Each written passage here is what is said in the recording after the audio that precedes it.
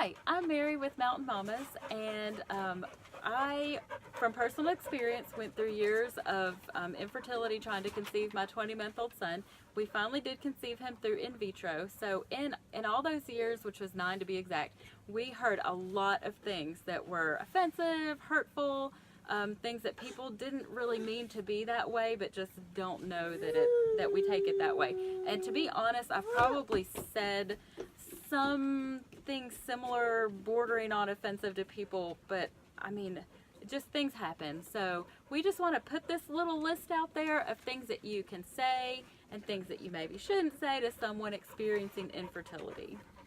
That's good to know, Mary, because I remember when we were going through those 9 years, or you guys were going through those 9 years, I was always concerned about what I should say, what I shouldn't say. So hopefully this list will be able to help somebody else that's trying to be supportive. But I do have a quick big question before we go into this list. Is it okay for us to ask? If we know somebody is struggling with infertility or maybe is going through in vitro, is it okay to ask? It is okay. You just have to be prepared for some emotions, Okay. which you definitely experienced with me over the years.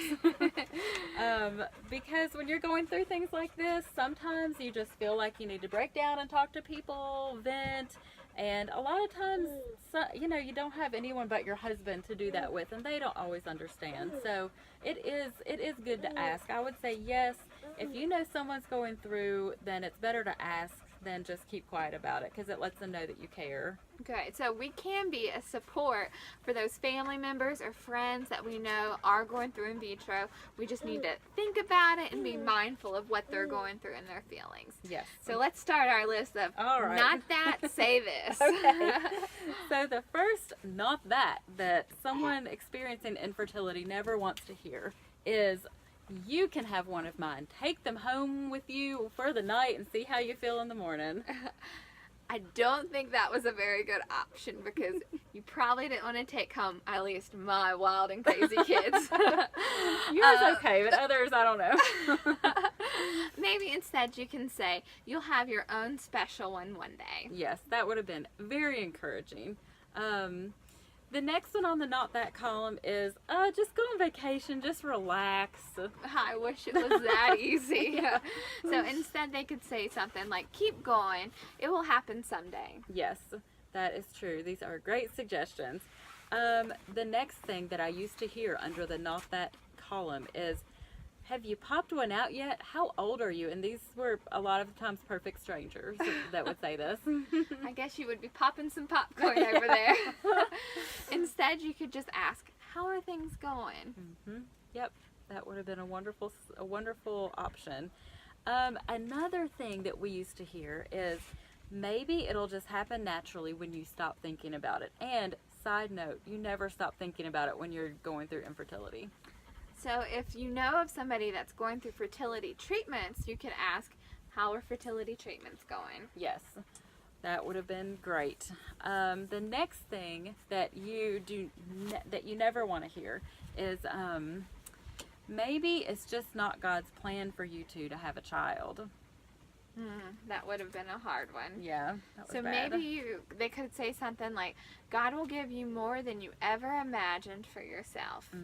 That's right. That's very encouraging, especially if you're a Bible-believing person. So this next one kind of goes over tone of voice, saying the same thing, but in just a different tone. So I used to hear, you'll be a mom one day.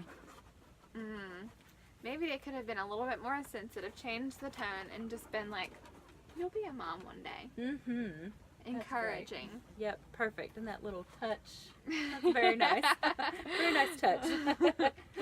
And the last thing out of our list of not that is giving other options that you think they might not have thought of yet. Such as, have you considered adoption or fostering yet? Instead, maybe they could have said something like, you'll be a mom one day. Don't give up. Yep, that's true. It was always great to hear someone support me by saying, don't give up. You want to hear that instead of, maybe try this or try this, something different.